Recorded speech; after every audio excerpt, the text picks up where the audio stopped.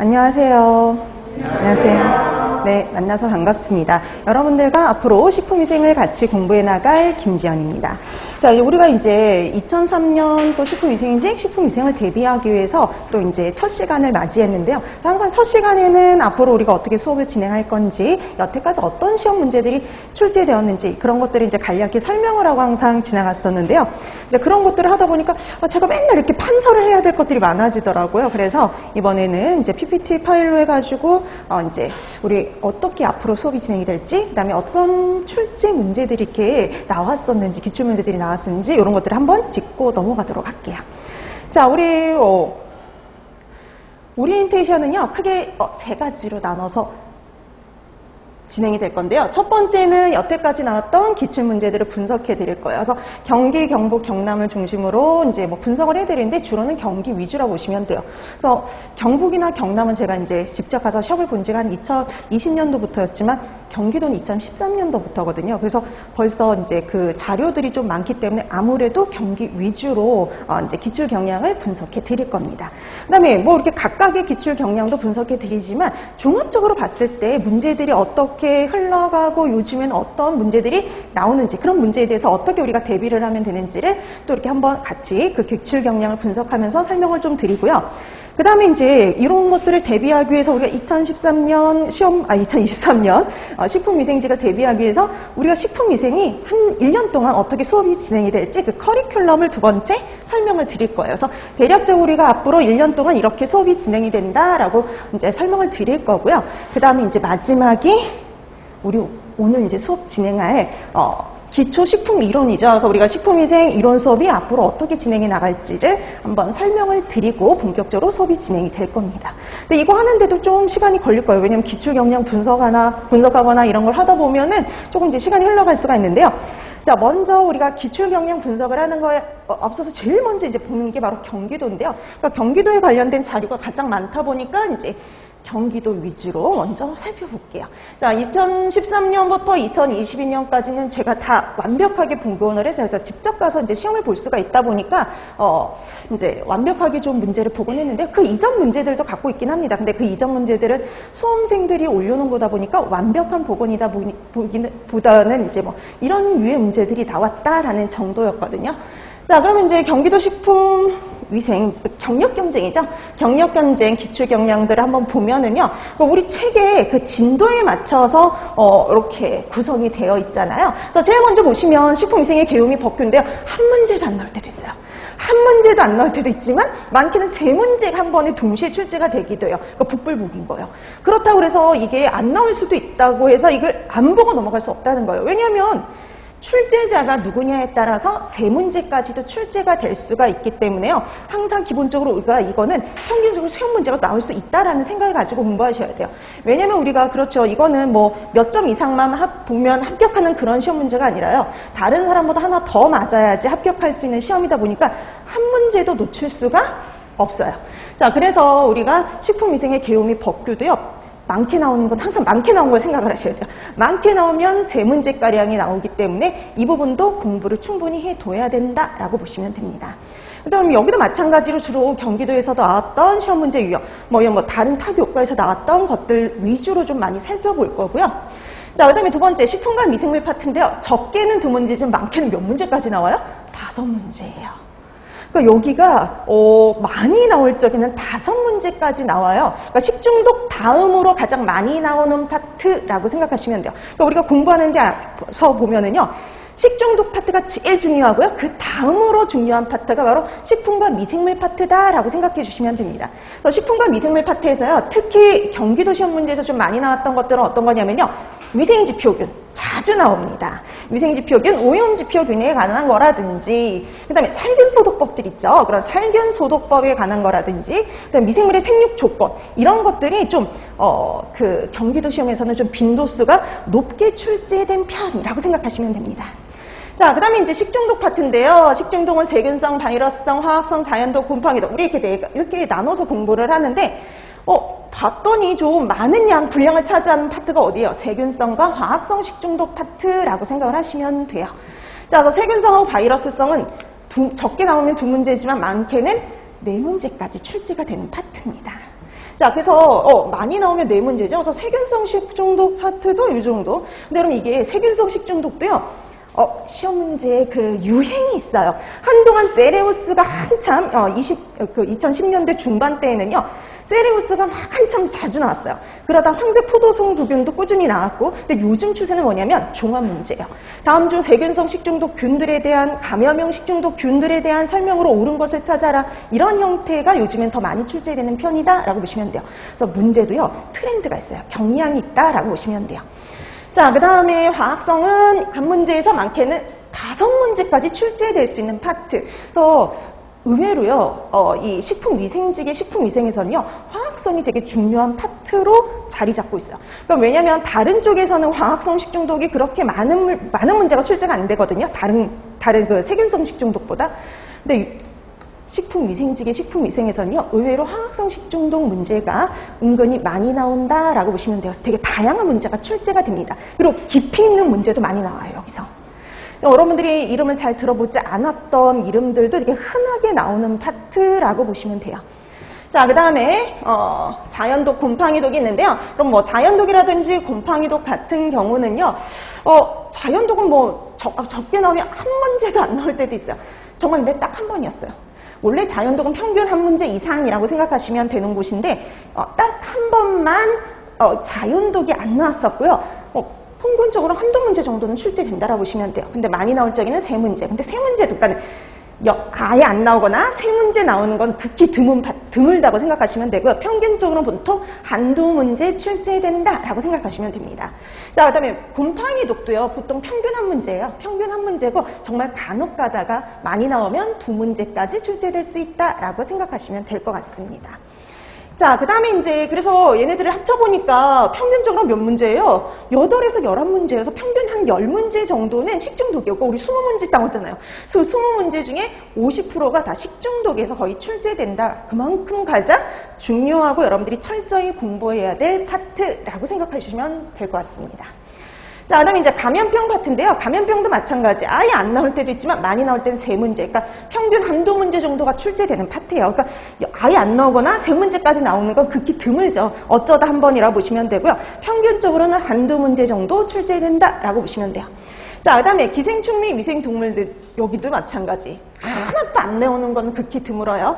보통은 평균 한 문제예요. 평균 한 문제지만 간혹 가다 많이 나오면 2문제까지 나올 수 있는 파트라고 생각하시면 되죠. 그 다음에 식품 첨가물은요, 항상 평균적으로 한두 문제, 어떨 땐 한 문제, 어떨 땐 2문제. 그러니까 이게 기본이라 보시면 돼요.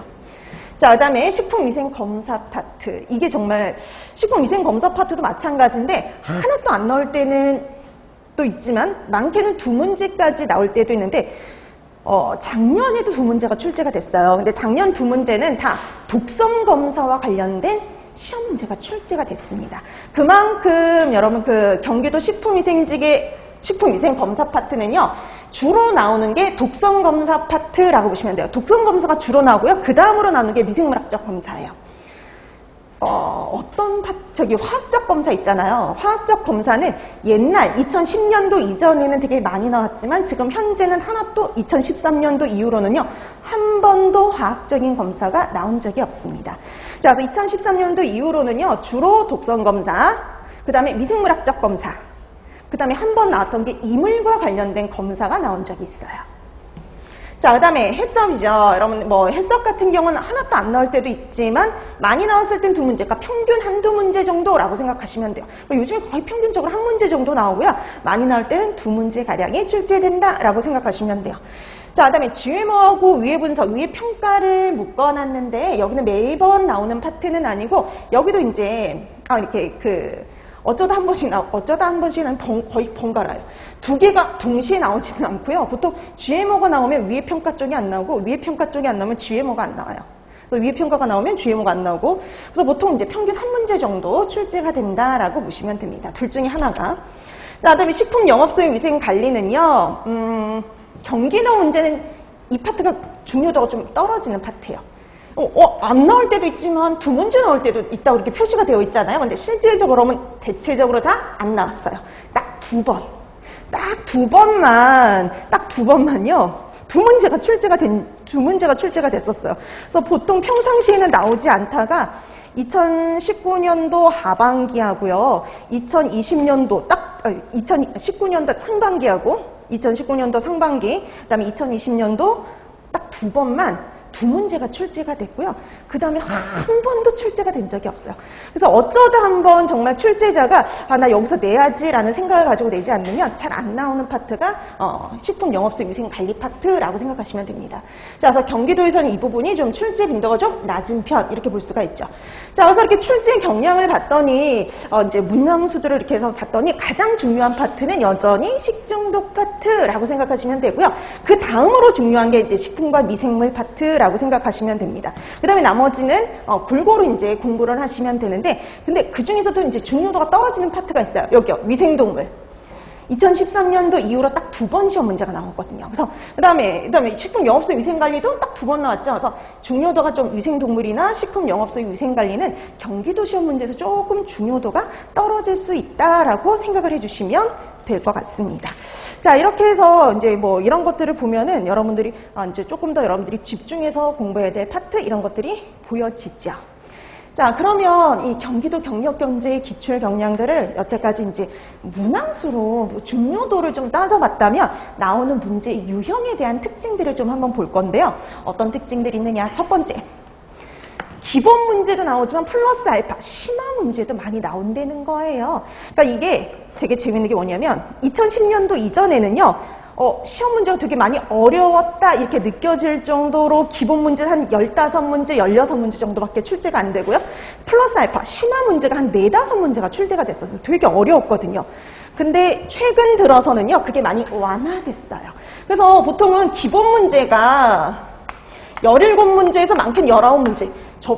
재작년 시험이 되게 쉬웠거든요. 그래서 이렇게 좀 기본적으로 이렇게 조금만 공부하면 웬만해선 다 맞을 수 있고, 조금만 노력하면 뭐 다 맞을 수 있는 문제가 17문제에서 19문제 많게는 이렇게 출제가 되지만, 근데 문제는 이거죠. 17개만 맞아서 합격을 할 수는 없어요. 보통 합격자들의 식품위생직, 합격자들의 식품위생 성적을 보면 거의 100점이라고 보시면 돼요. 실수로 뭐 하나 정도 틀리거나 아니면 거의 다 맞았다라고 생각하시면 됩니다. 그래서 여기서 한 문제라도 놓치면 아쉬운 과목이 또 식품위생이다 보니까요. 우리가 이게 기본만 해가지고는 절대 합격을 할 수가 없어요. 자, 그리고 거기다 이제 플러스 알파를 더 공부하셔야 되는데 이게 바로 심화 파트라고 보시면 돼요. 그러니까 여러분들이 뭐 영양사, 위생사 이런 데에서 공부를 하면서 여러분들이 뭐 영양사나 위생사 준비하시면서 아니면 식품기사나 산업기사를 준비하면서 식품위생이라는 과목을 한 번씩 다 공부를 해보신 과목이거든요. 근데 그거보다 실제적으로 정말 공부하는 게 되게 많아요. 영양사나 위생사 공부했던 식품위생이 이만큼이었다면 식품위생직을 공부하는 식품위생은 훨씬 범위가 이렇게 많다, 넓다라고 생각하셔야 돼요. 폭 넓게 공부하셔야 됩니다. 그 다음에 식품기사나 산업기사하고는요, 좀 방향성이 좀 달라요. 그러니까 식품기사나 산업기사 같은 경우는 식품공전이 되게 중요하거든요. 거기 나와 있는 내용들이 은근히 시험 문제에 잘 나오지만 우리는 식품공전이 그렇게 중요하지 않아요. 그러니까 약간의 방향성이 차이가 있어요. 그쪽하고도. 자, 그러다 보니까 거기는 방향성이 좀 다르고 또 영양사나 위생사보다는 좀 폭넓게 공부해야 되고 이런 것들이 좀 다르다라고 생각하시면 돼요. 그러니까 예를 들어서 이런 거예요. 우리가 뭐 채소를 통해서 감염되는 기생충이다라고 하면 여러분들 뭐 보통 알고 있는 것들이 회충, 십이장충, 뭐 편충, 요충, 동양모양 선충 이런 것들이잖아요. 근데 시험 문제는 분선충 이런 것도 나옵니다. 한번 들어보지도 않았던 분선충이라든지, 그다음 뭐 이형흡충이라든지 이런 기생충들이 나와요. 그러니까 여러분들이 뭐 일반적으로 영양사나 위생사에선 들어보지도 않았던 이런 기생충들이 나온다든지. 그다음에 문제가 다음 중 돼지고기를 통해서 감염되는 기생충을 찾으라 그러는데 보기가 그냥 뭐 유구조충 이렇게 나오는 게 아니라 학명으로 출제가 될 수 있어요. 그러니까 실제적으로 경기도 문제에는 학명으로 시험 문제가 출제된 적이 몇 번 있었습니다. 그래서 기생충을 학명으로도 기억하셔야 돼요. 그러니까 이런 식으로 공부해야 될 게 좀 많다는 거예요. 우리가 영양사나 위생사 준비하면서 굳이 기생충의 학명을 공부하고 이럴 필요가 없었지만 식품위생직을 위해서는 공부해 두셔야 된다는 거죠. 자, 그 다음에 뭐 그런 식으로 좀 심화 공부해야 될 거, 이제 좀 더 추가적으로 공부해야 될 것들이 좀 있다라고 생각하시면 되고요. 그 다음에 아주 옛날에는 아직 2012년이에요. 2012년도에 되게 얼토당토하는 문제가 한 번 나온 적이 있어요. 경기도에서. 제가 말씀드렸죠. 경기도 2013년 이전에는요. 되게 난이도가 높다라고 했는데 그 이유가요. 꼭 틀리게 만드는 문제가 한두 문제는 꼭 들어있었어요. 그 중에 하나가 제일 심했던 문제가 뭐냐면 다음 중 영업정지, 행정처분 영업정지에 대한 설명인데 그 영업정지 일수가 잘못된 걸 찾으라는 게 시험 문제로 한번 나온 적이 있어요. 여러분 이거 그 식품위생법규의 그 시행규칙에 별표에 정말 몇 장에 걸쳐서 나와 있는 거거든요. 근데 그 중에 몇 개를 골라서 4개를 골라가지고 시험 문제를 출제하고 그 중에 영업정지 5일인지 7일인지 그 잘못된 거를 찾으라는 시험 문제가 딱 한 번 출제가 된 적이 있어요. 솔직히 그걸 누가 다 암기하고 있나요? 그래서 솔직히 그거 틀리라고 낸 문제 중에 하나거든요. 그러니까 이런 식으로 경기도에서 약간 악질적인 문제들이 좀 많이 출제가 됐었는데 이제는 그런 문제 안 나옵니다. 다행이죠. 그래서 이제는 더 이상 이런 문제가 출제가 되지 않기 때문에 기본적으로 이제 공부하면 어느 정도 다 맞을 수 있는 그런 문제들이 출제가 되기 때문에 이것까지는 볼 필요는 없지만 그래도 우리가 여러분들이 생각했던 것보다 공부해야 될 양이 좀 많다라고 보시면 돼요. 그래서 여러분들이 깜짝깜짝 놀라시는 게 뭐냐면은 생각했던 것보다 공부할 게 많다. 암기해야 될 게 많다. 항상 그렇게 나중에 말씀을 하시거든요. 그래서 실제적으로 여러분들이 생각했던 것보다 공부할 양이 아마 좀 많을 거다라고 예상을 해주시면 될 것 같아요. 자, 그 다음에 두 번째 또 특징을 보면은요. 시사 문제가 간혹 나와요. 시사 문제. 자, 그래서 여러분 아이고, 보세요. 아니, 이거 하나, 여기 빠진 게 하나 있네? 멜라민 사건도 있는데.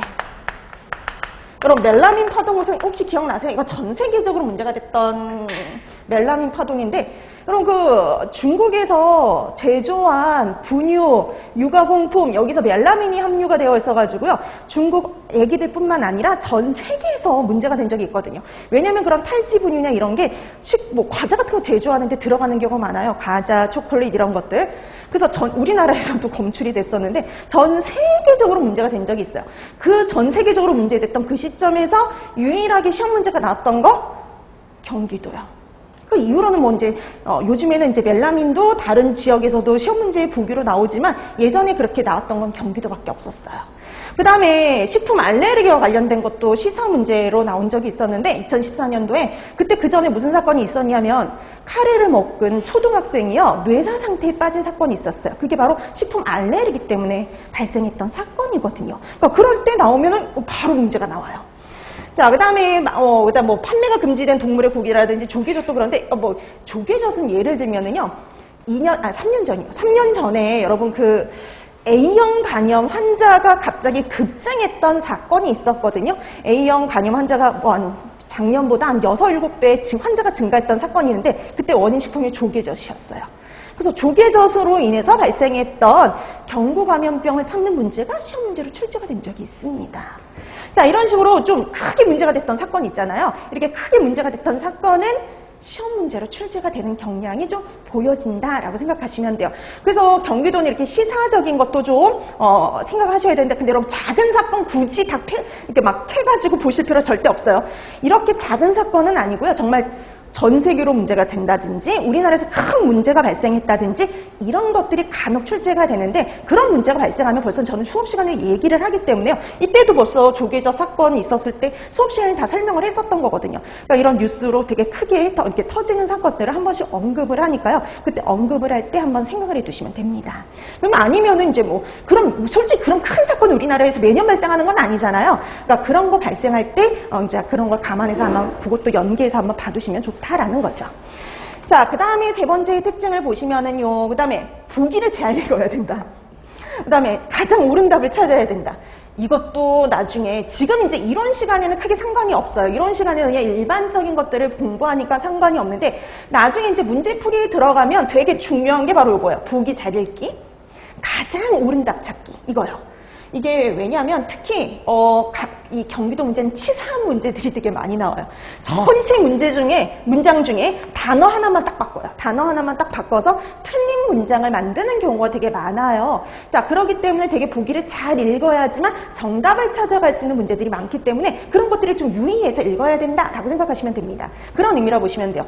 그 다음에 또 왜 가장 옳은 답을 찾으라 그러냐면 여러분 항상 그 시험지의 제일 앞장에 답은 하나만 가장 답에 가까운 하나만 찾으라고 되어 있거든요. 그러니까 항상 왜냐면 보기 중에 이제 예전에 진짜 특히 한두 문제 정도는 보기 4개 중에 한 2개는 되게 헷갈리게 문제가 나와요. 그럼 2개 다 정답일 수가 있는데 그 중에 좀 더 정답에 가까운 걸 찾는 문제가 간혹 출제된다라고 보시면 돼요. 매번 나오는 게 아니라 이런 문제가 간혹 출제가 됩니다.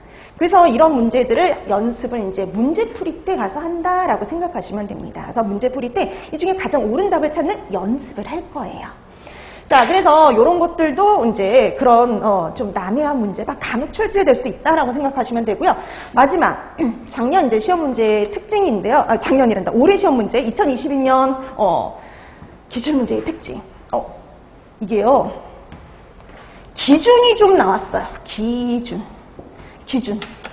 그러니까 이 기준이라는 건 뭐냐면은요, 식품에 이렇게 기준이 마련되어 있는 것들이 좀 있어요. 대표적인 게 이제 뭐가 있느냐면은요, 곰팡이 독소 기준이라든지 조개독이라든지 이런 기준이 마련되어 있는 건 있는데, 여기에서 아플라톡신의 기준하고요, 조리 가공 중에 생성되는 물질의 그 기준과 관련된 게 시험 문제로 출제가 됐고, 그걸 또 알아야지 시험 문제를 풀 수 있는 그런 문제들이 출제가 됐습니다.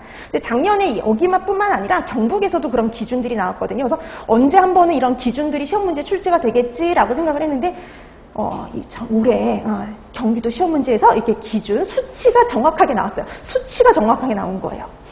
자, 그래서 심지어는 여러분 식품 중에 이렇게 기준이 있는 애는 모두 기억해야 되는 거예요. 이제 수치도 기억해야 된다라고 생각하시면 됩니다. 그러니까 공부할게요.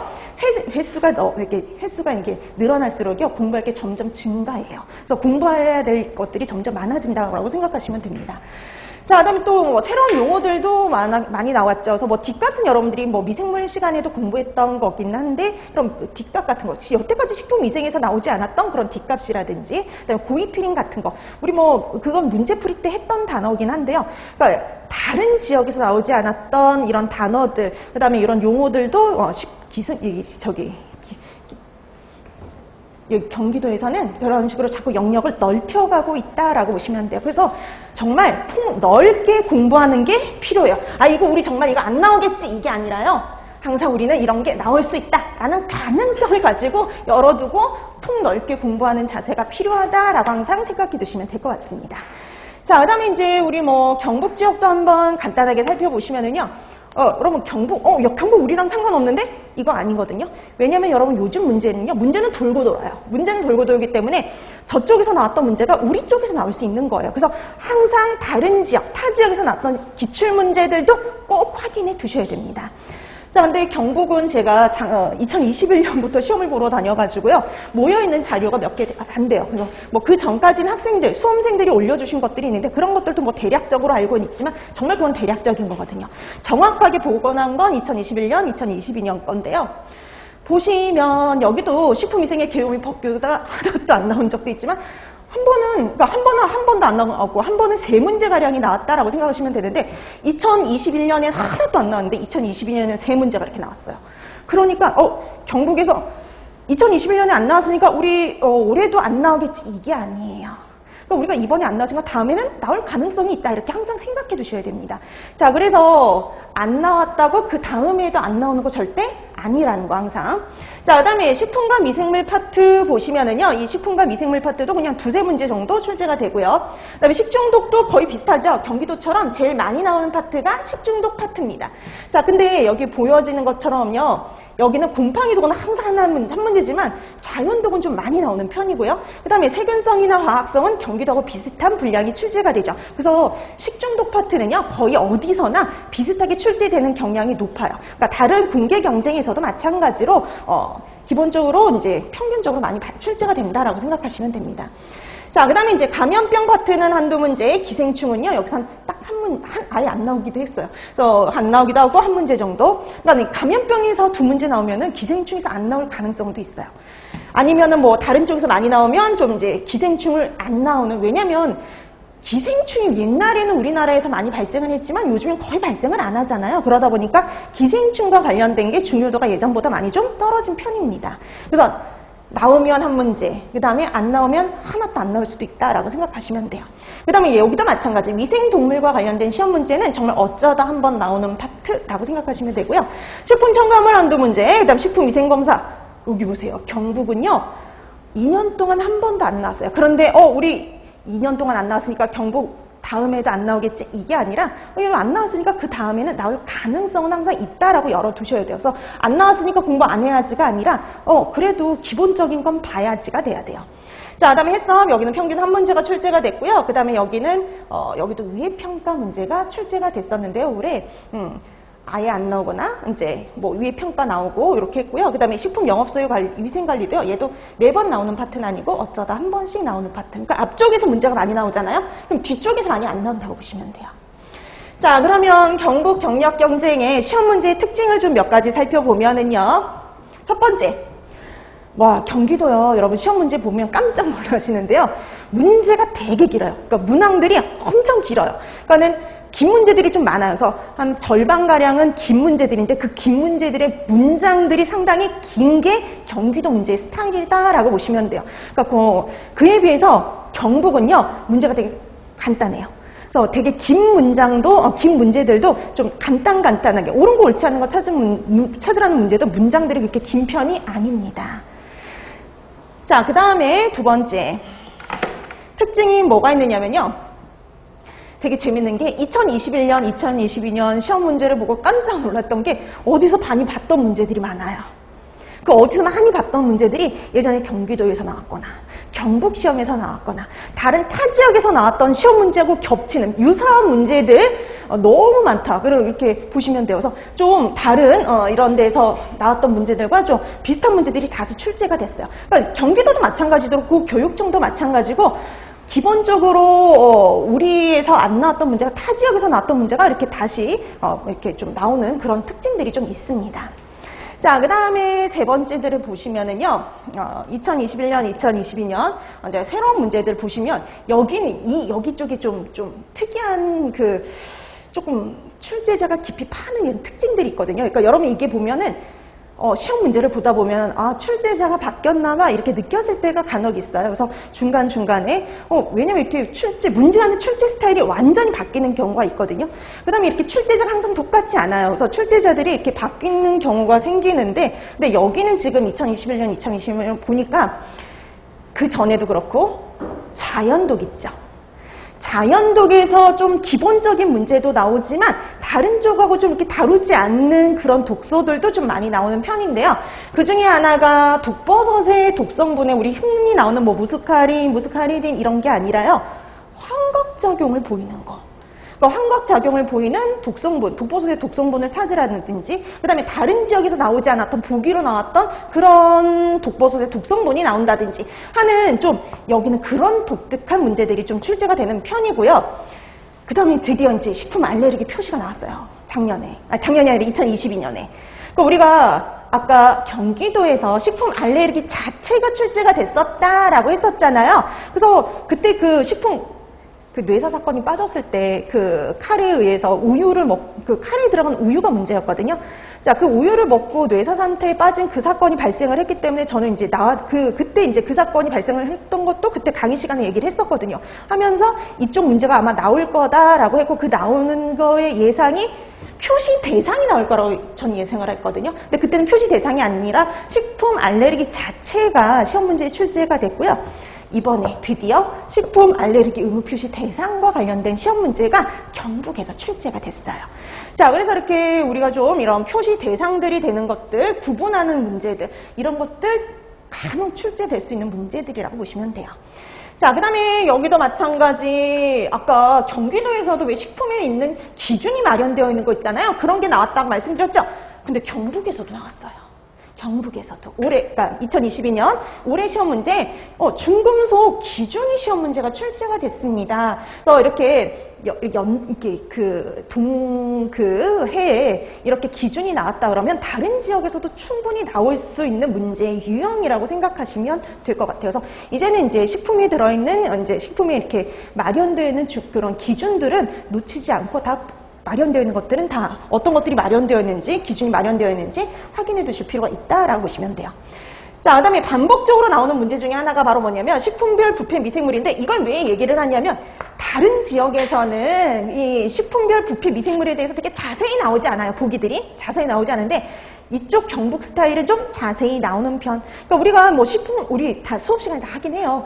다 하긴 하는데 경기도에서는 그런 유형의 문제가 안 나온 지 조금 꽤 됐거든요. 근데 여기는 여전히 나오는데 뭐 어떤 거냐면요. 우유에 뭐 황색 변폐를 일으키는 거, 청색 변폐를 일으키는 균, 그 다음에 채소를 물러지게 하는 균, 이런 것들이 기본적으로 다 시험 문제 보기로 잊을만 한 번씩 출제가 돼요. 그러니까 이게 올해도 나왔는데 그 이전 몇 년 전에도 출제가 됐던 시험 문제거든요. 자, 그래서 이렇게 반복적으로 좀 나오는 문제 스타일의 유형들이 있다라고 생각을 해주시면 될 것 같아요. 자, 그 다음에 이제 경남 것도 간단히 보면 경남은요, 작년에 하반기에 한 번 있었어요. 작년 하반기에. 그러니까 2021년 하반기 시험이 한 번 있었고, 올해는 시험이 없습니다. 그래서 딱 하나밖에 없어가지고, 자, 근데 여기는 좀 특징적으로 보이는 게 있지 않아요? 깜짝 놀라실 텐데, 식중독이 6문제밖에 출제가 안 됐어요. 그러니까 이게 정말 지역마다 출제자에 따라서 정말 이 나오는 비율도 달라질 수가 있는데, 근데 보통 경기도는 거의 8문제에서 11문제, 거의 10문제, 평균적으로 10문제였다면 여기는 한 번밖에 없지만 6문제예요. 그 다음 여기는 어디서 많이 나왔어요? 여기요. 여기요. 여기요. 이게 왜 그러냐면 이게 스타일이에요. 이게 여러분 그 영양사의 식품위생하고요, 위생사의 식품위생은요, 공부하는 범위는 비슷하나 방향성이 좀 차이가 좀 심각하게 많이 나거든요. 영양사의 식품위생은 식중독의 비중을 되게 많이 두고요. 위생사의 식품위생은 식중독만큼 감염병, 식품과 미생물 이 파트도 중요하게 다뤄지거든요. 딱 위생사 스타일이에요. 이 비율은요, 정말 위생사 스타일과 거의 유사하다라고 보시면 돼요. 그래서 실제적으로요, 이때 나왔던 시험 문제들이 위생사 시험 문제 그대로 나온 게 꽤 돼요. 그러니까 같은 해, 그러니까 2021년에 나왔던 시험 문제, 여기서 나왔던 시험 문제가 그 해의 식품위생 시험, 그 위생사 시험 문제 일부가 시험 문제가 출제가 됐어요. 그래서 깜짝 놀랐어요. 그래서 이 경남 그 출제자가 그 해의 위생사 시험 문제 그거와도 관련성이 있었나라는 생각이 들 정도로 되게 유사한 문제가 출제가 됐었어요. 그 중에 하나가 이거거든요. 가장 낮은 수분 활성도에서 생육 가능한 미생물은. 근데 여태까지 이제 그런 문제가 나오면 내삼투압성 효모 이런 식으로 이렇게 답을 찾게 나왔었는데 그때 2021년 문제는 다 균 이름으로 나왔어요. 아스퍼길러스 속, 바실러스 속 이런 식으로요.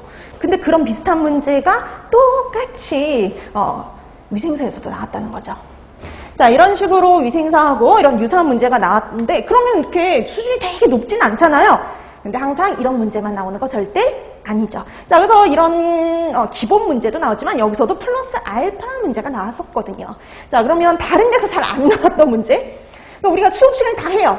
수업 시간에 이거 다 하는 내용인데 중요하게 다루지 않았던 파트에서 시험 문제들이 좀 나왔습니다. 그러니까 우리가 정말 구석구석까지 정말 다 이렇게 훑지 않으면 맞기 힘든 문제들이 출제가 됐단 말이죠. 그 중에 하나가 뭐냐면 이거요. 생균 백신. 솔직히 요거 두 가지도요, 위생사와 관련이 있어요. 요거는 공중보건, 요거는 위생곤충. 이렇게 파트하고 관련이 있는데, 그러다 보니까 실제적으로 식품위생에서는 잘 나오지 않는 시험 문제 유형이거든요. 그런데 그 문제들이 시험 문제 출제가 됐다는 거죠. 자, 그래서 생균 백신에 의해서 예방 가능한 감염병을 찾으라는 문제. 우리가 수업 시간에 하긴 해요. 근데 중요하게 다루지 않았던 거거든요. 이런 것들이 나왔다거나, 그 다음에 위생곤충이 나오면 보통 식품위생에서의 방향성은 뭐냐면 그걸로 인해서 발생할 수 있는 질병을 연결하는 거거든요.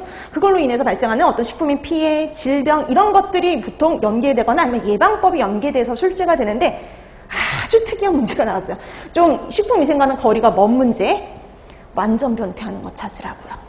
위생곤충 중에 완전 변태를 하는 게 아닌 걸 찾으라는 시험 문제가 나온 적이 있어요. 그러니까 정말 이거 다 하긴 해요. 하긴 하는데 정말 중요하게, 식품위생에서는 중요하게 다루지 않은 이런 것들도 나올 수 있다는 거. 그래서 우리 책에는 있지만 중요하게 보지 않고 넘어가는 경우 이제 문제를 놓칠 수가 있는 거죠. 그래서 웬만하면은 책에 있는 건 거의 기본이라고 보시면 돼요.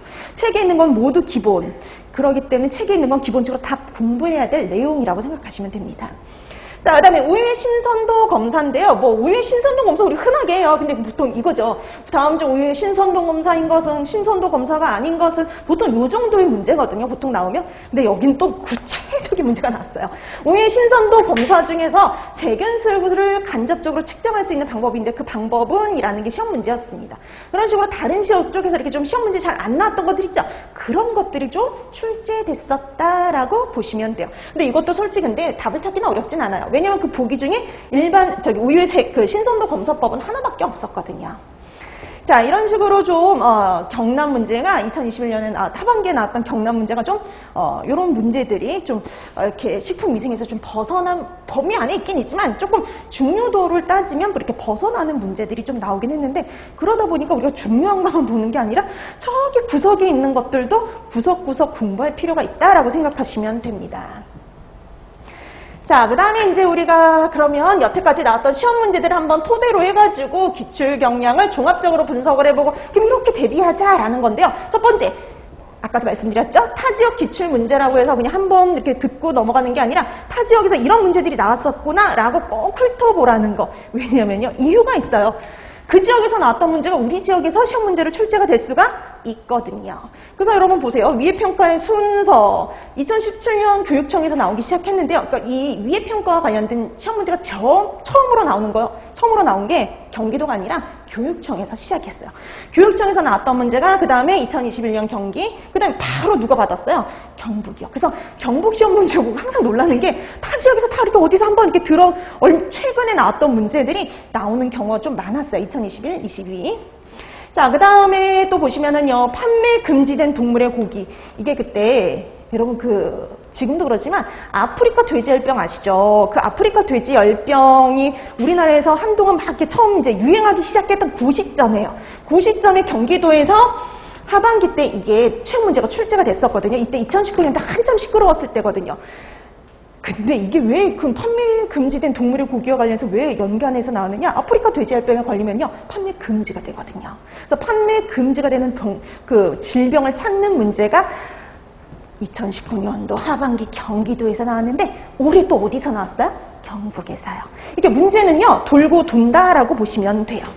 자, 그 다음에 시작점이 어떻게 됐든 돌고 돌아요. 그 다음에 곰팡이 독과 그러니까 장애기관과 관련된 문제인데 이거는 뭐 솔직히 되게 흔하게 나오는 문제이긴 합니다. 근데 요즘에는 이제 각각 하나씩 물어보는 게 아니라 종합 문제가 유행이에요. 종합 문제. 그러니까 다음 중 곰팡이 독소 장애 기관, 문제를 일으키는 기관의 연결이 옳은 거, 옳지 않는 거 찾으라는 문제가 요즘 유행하고 있는 곰팡이 독소의 문제라고 보시면 돼요. 그러니까 여기는 그냥 유행하는 문제의 유형이라고 보시면 되죠. 자, 그 다음에 또 어떤 문제들이 있었냐면 이거 똑같이 있네요. 자, 그 다음에 시험 배당체와 관련된, 그럼 우리 보통 나오는 거, 여태까지 나왔던 시험 문제는 다음 중 시험 배당체가 함유되어 있는 독성분은, 다음 중 시험 배당체, 함유되어 있는 식품은, 내지는 독성분은 이런 문제였는데, 경기도에서 작년에 시험 배당체와 관련해서 되게 긴 문장으로 옳은 거? 옳지 않은 거, 이런 거 찾으라는 문제가 시험 문제에 출제가 됐는데요. 이게 연계되어서 경북 문제가 비슷한 문제가 출제가 되었어요. 그래서 이 독성의 원인을 찾는 문제였는데요. 작년 경기도 문제를 보면 독성의 원인도 손쉽게 찾을 수 있는 문제였어요. 자, 그 다음에 또 보시면은요, 이거 말했죠. 경북 정말 비슷한 문제들이 많이 나왔는데요. 농약 조합해 놓은 거예요. 여러분 왜 유기인재농약 기억나시죠? 유기인재농약은 콜린 에스터라제의 작용을 저해하고 이 유기인재의 대표가 되는 거 파라치온 이렇게 연결이 되는 이렇게 조합하는 것들 이런 조합 문제가 2017년도 경북 교육청에서 나왔는데 정말 똑같아요. 보기도 거의 유사해요. 그래서 깜짝 놀랐던 게 우리 그 문제풀이에서 했던 문제하고 정말 비슷한 문제가 2021년 경북에서 나왔었고요. 그다음 올해는 또 이 아질산 나트륨의 사용 기준이요. 보통 우리가 이런 사용 기준과 관련해서는 문제가 잘 나오는 편은 아니거든요. 근데 여기는 사용 기준 문제가 2018년도 교육청에서 나왔거든요. 어떤 식품에 얼마 이하로 얼마로 사용한다? 경북에서요. 사용 대상 식품과 관련된 기준이 올해 출제가 됐어요.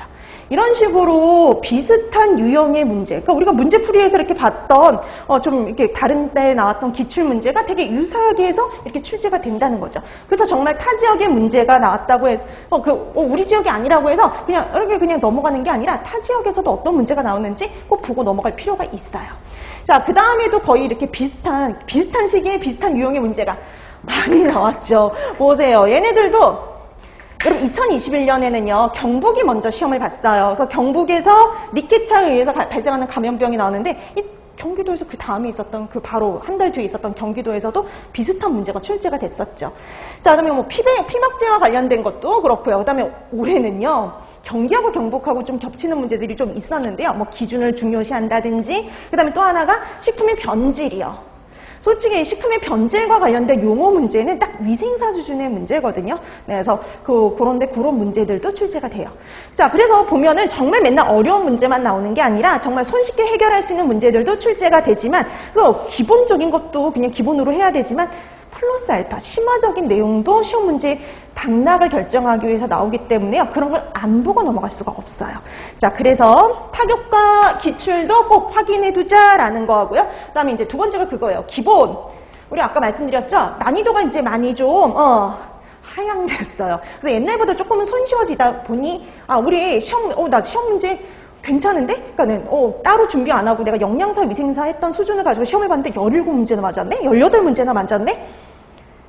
되게, 그럼 우리 그 시험 안 따로 공부 안 해도 합격할 수 있는 거야? 아니요. 절대 합격 못 합니다. 아까도 말씀드렸죠. 합격자의 식품위생 성적은 다 맞거나 하나 틀리는 정도. 그 이상을 틀리면요. 합격할 가능성은 멀어진다고 생각하셔야 돼요. 그 한두 문제를 더 맞는 게 힘든 거예요. 그 한두 문제를 만든 게.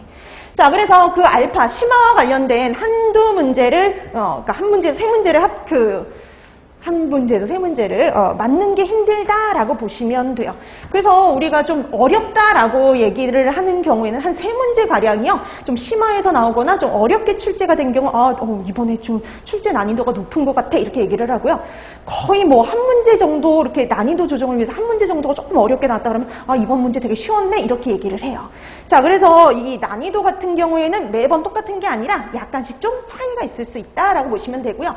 그렇기 때문에 무조건 쉽게 나오는 게 아니기 때문에 어려운 문제들이 항상 출제가 될 수가 있어요. 그래서 난이도 높은 문제들이. 그래서 그런 것들을 위해서 폭넓게 공부해 두실 필요가 있어요.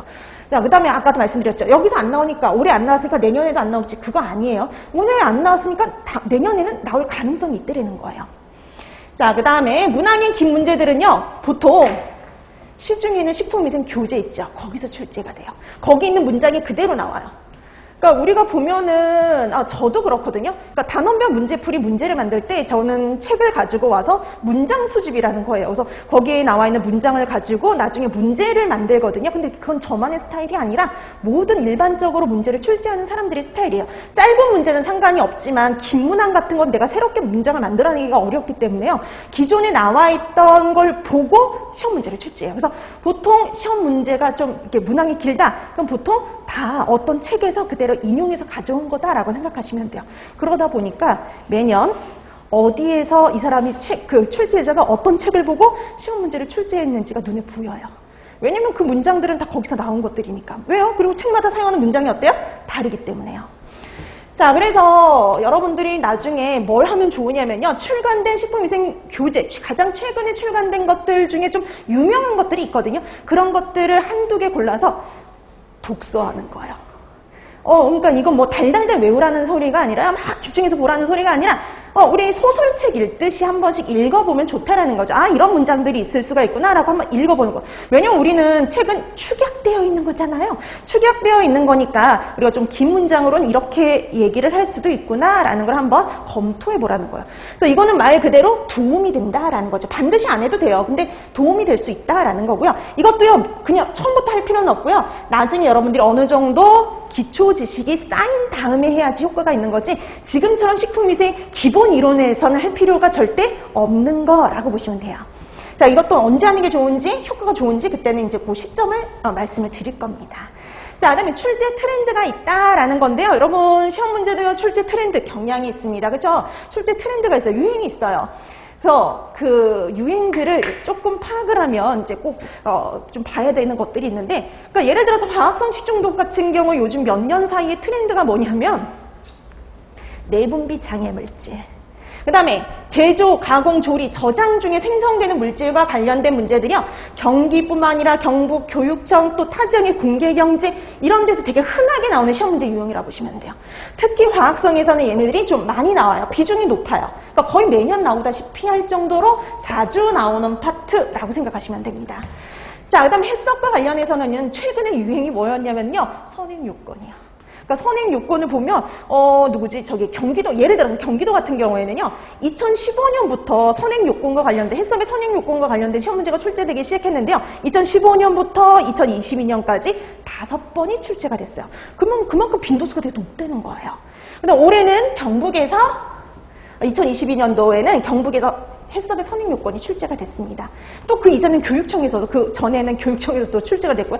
그만큼 정말 여러 번 나왔던 시험 문제 유형, 최근의 유행이라고 보시면 돼요. 해썹 관련 문제와 관련해서.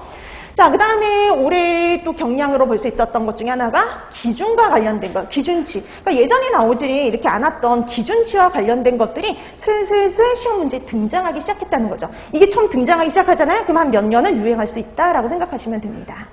자, 이런 식으로 문제의 출제, 트렌드, 경향이 있다 보니까, 유행이 있다 보니까 그런 것들을 파악하면 좀 더 이렇게 봐야 되는, 좀 이렇게 보면 좋은 그런 것들을 조금 얘기해 드릴 수가 있으니까요. 그런 것들은 수업 시간에 조금씩 정리해 드리도록 하겠습니다. 자, 그 다음에 이제 우리가 그러면 어떻게, 이런 것들을 대비하기 위해서 우리가 수업을 이제 올해 어떻게 진행을 할 거냐? 처음에 이제 가장 기본은 오늘 수업하는 이론이죠. 그래서 식품위생 기본 이론 완성은 3달 동안 진행이 됩니다. 8, 9, 10월 동안 이게 진행이 되는데요. 그래서 이때 가장 기본적인 이론들을 공부를 한다라고 보시면 돼요. 그래서 이때 이론을 탄탄히 해둬야 되는데 솔직히 아까 말씀드렸죠. 공부해야 될 분량이 어마어마하게 많아요. 그래서 솔직히 이거를 한번 이제 3개월 동안 돌린다고 해서 여러분들이 이게 공부가 다 됐다라고 얘기를 하기가 좀 힘듭니다. 복습하는 거 항상 도움을 드리지만 힘들어요. 그래서 한 달 동안 다시 예전에 그냥 바로 단원별 문제풀이로 들어갔더니 이게 조금 정리가 안 돼요. 그래서 한 달 동안 정리를 합니다. 그래서 조금 더 도식화하고 뭐 표로 정리를 해드리든 OX로 이렇게 정리를 해드리든 정리를 하고요. 그다음 실제 여러분 여기 심화가 붙어있지만 이런 기본 이론에다가 여기서 거의 심화는 여기서 거의 다 끝난다라고 보시면 돼요. 그럼 여기서의 심화라는 건 여기서 하지 않았던 더욱 심화된 내용, 그러니까 나올 가능성이 좀 더 낮아진 내용. 근데 이게 하는 이유는요, 기존에 시중에 판매되는 책에 나와 있는 내용이긴 해요. 나와 있는 내용이긴 하지만 좀 나올 가능성이 조금 더 떨어지는 내용을 여기서 한다라고 보시면 돼요. 심화의 심화를 하는 거죠. 자, 그래서 여기서의 중심이 되는 건 우리 앞에서 3개월 동안에 진행했던 내용을 한번 정리하는 거. 이렇게 정리 한번 하고 단원별 문제풀이 들어가면요 좀 더 효율적입니다. 자, 이런 식으로 이론 정리를 하고 그 다음에 이제 우리가 단원별 문제풀이 들어가는데 이 단원별 문제풀이를 할 적에 이때 기출문제도 같이 있어요.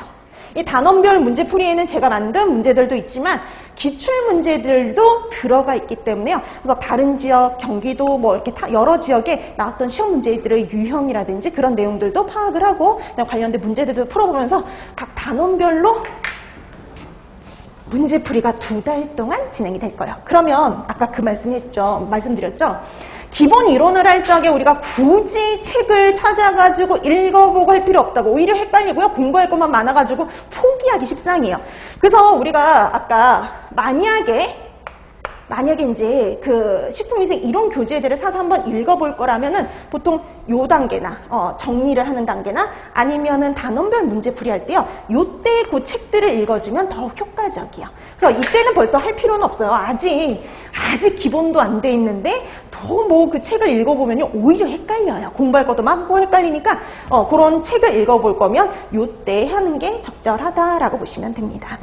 자, 그 다음에 보면은요, 이제, 이게 또 다른 게, 단원별 문제풀이가 있고, 실전 모의고사가 있죠. 모의고사의 유형은 20문항씩, 시험 보는 것처럼 20문항씩 구성이 되어 있는 문제인데요. 우리가 단원별 문제풀이를 할 적에는 단원별로 나와 있기 때문에 순서대로 문제가 배치되어 있어서요. 이게 의외로 이거 문제를 풀어보면 잘 맞아요.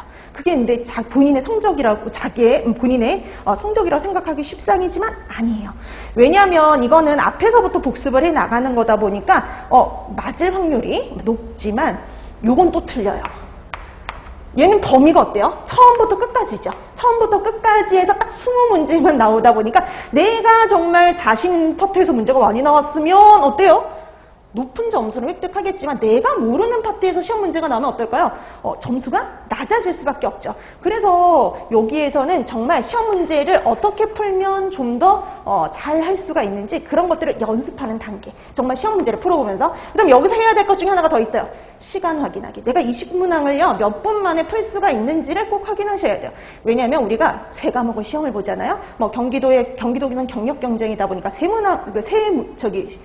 과목을 보게 되는데 화학에 좀 더 시간을 투자할 수밖에 없어요. 뭐 좀 더 계산해야 되는 것들도 있고 생각해야 되는 것들도 있고 그러다 보니까 식품위생에서는 조금 시간을 줄일 필요가 있거든요. 그래서 우리가 시험 문제를 60문항이지만 그 60문항을 풀고 답안 작성까지 다 하는 데가 1시간 60분이거든요.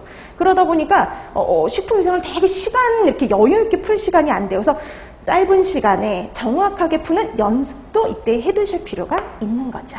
자, 그 다음에 이제 마지막이 3월 달에 마지막 동형이 이루어져요. 동형. 자, 이 동형 모의고사가 이루어지는데 이런 식품위생 실전 모의고사 다음에 동형. 뭔 차이야? 똑같이 얘도 20문항으로 구성이 되지만 우리가 시험 보는 전체 과목을 동시에 시험 보는 거죠. 정말 시험 보는 것처럼 60분 동안 여러분들이 문제를 풀고요. 그 다음에 이제 수업이 진행이 되는 그런 형태거든요. 자, 그러다 보니까 정말 시험 보는 것처럼 똑같이 세 과목을 동시에 60분 동안 시험 보는 그런 연습을 하는 게 마지막 동형 모의고사의 형태입니다.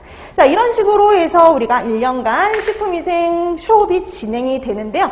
특히 이제 마지막 요 2월, 3월에 가면은요, 보통 2월 달에 보통 전체적으로 언제 몇 명이나 뽑을 게 결정이 되거든요. 몇 명이나 뽑는지가 이제 결정이 되거든요. 그래서 이제 그때 2월이나 3월에 여기는 조금 이렇게 조정이 될 수도 있어요. 그래서 시험을 좀 빨리 보면 더 빨리 진행이 되고, 그다음에 만약에 시험을 좀 늦게 보면 이게 조금 더 늦춰질 수도 있습니다. 그건 이제 감안하시면 되겠고요. 자, 그래서 우리가 이렇게 수업이 진행이 돼요. 자, 그래서 이렇게 하다가 보면은 식품위생 처음에 아까도 말씀드렸듯이 공부해야 될 게 너무 많지만 하다 보면은 여기까지 오다 보면은요 어느 정도 이렇게 자신감이 생길 수 있어요. 나 이 정도는 될 수 있다라는. 그래서 꾸준히 이렇게 해서 쫓아오시면 되겠습니다. 자, 그 다음에 이제 오늘부터 진행할 식품위생 이론이 간단하게 어떻게 진행이 되는지를 설명을 좀 드리면, 뭐 이건 큰 게 없고요. 뭐 여러분들이 알고 있는 그냥 이론 강의라고 보시면 돼요. 자, 이론 강의다라고 하지만 기초, 아주 기본이 되는 것부터 해서요. 아까 제가 말씀드렸죠. 기본이 되는 거는요, 책에 있는 것들은 거의 대다수가 기본이다라고 생각하시면 돼요. 기본이요.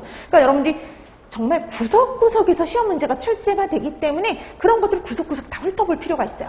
자, 그 다음에 우리가 오늘 수업 시간에도 나눠드렸지만 수업 참고 자료 프린트가 아마 나갔을 거예요. 그 참고 자료 프린트에 있는 내용이 보통 플러스 알파, 심화의 내용인 경우가 많아요. 그냥 여러분이 한번 읽어보세요 라고 나눠드린 것들도 있지만 심화의 내용을 담고 있는 것들도 있어요. 그래서 여러분들이 그 심화는 우리가 기본 다 하고 나서 내가 어느 정도 기본이 다 됐어. 그랬을 때 좀 더 심화의 과정을 하기 위해서 이 내용들을 나중에 정리해서 공부하면 된다라고 생각하시면 돼요. 자, 이렇게 이론 강의가 되면 여러분들이 제일 중요한 게 바로 뭐냐면 복습이에요. 여러분들이 집에 가셔서 복습 꼭 하셔야 되는 이유가 아까도 말씀드렸죠. 너무 공부할 게 많아요. 분량이 많아요. 이게 밀리면은 나중에 한 번에 공부하는 거, 복습하는 거 정리가 안 됩니다. 그래서 보통 한 번에 이렇게 공부를 하실 때 오늘 한 내용은 그날 바로바로 복습을 해주시는 게 좋아요. 자, 그럼 이 복습이 여기서 끝나는 게 아니라 제가 여러분들을 강제적으로 복습할 수 있는 기회를 한 번 더 드려요. 다음 주부터는 프린트가 하나 더 나갈 겁니다. 참고 자료 프린트도 나가지만 또 하나 복습 프린트도 하나 더 나갈 거예요. 그래서 참고 자료 프린트하고 복습 프린트물이 나가는데 복습 프린트물은 보통 OX 퀴즈 문제예요. 그래서 우리가 우리 시험이 객관식이잖아요. 이게 맞는지 틀린지, 이 문장이 맞는지 틀린지를 구분할 수 있으면 되니까 보통 OX 문제를 가지고 여러분들께 복습할 수 있는 시간을 한 번 더 드리는 거죠. 그래서 조금 일찍 나오셔야 돼요. 다음 주부터는 조금 일찍 나오셔가지고 문항수가 많을 적에는 한 40문항도 되거든요. 그냥 OX 문제니까 빨리빨리 풀 수 있긴 하지만 그래도 어느 정도 시간이 좀 걸리죠. 그래서 여러분들이 문제 푸는 거 생각하셔서 조금 일찍 나오시면 좋을 것 같습니다. 그 다음에 동영상 강의를 수강하시는 분들은요. 우리가 보통 4강씩 강의가 진행이 되니까 4강을 듣고 그 다음에 단원별 복습 문제를 이렇게 프린트해서요. 같이 수업을 진행하시면 되겠고요. 그 다음에 되도록이면 책 보지 말고 내가 이거를 알고 있는지 모르고 있는지 그리고 내가 제대로 알고 있는지 복습할 수 있는 기회의 시간을 가지셨으면 좋을 것 같아요. 그 다음에 이거는 따로 답안을 제공하지는 않고요. 수업 시간을 통해서만 답을 가르쳐 드립니다. 그래서 답안은 따로 안 하고 이제 수업 시간에 진행을 하면서 다시 복습하는 거예요. 그래서 보세요. 기초이론 강의 들었죠? 여러분들이 집에 가서 복습하셨죠? 복습 프린트물을 통해서 수업 전에 여러분들이 OX 문제 풀어놨죠? 그 다음에 또 수업 시간을 통해서 다시 한번 복습을 하는 거예요. 이렇게 반복할 수 있는 기회를 여러 번 드립니다. 그러다 보면 어느새 자연스럽게 이런 내용들이 여러분의 것으로 자리 잡을 수 있을 거예요.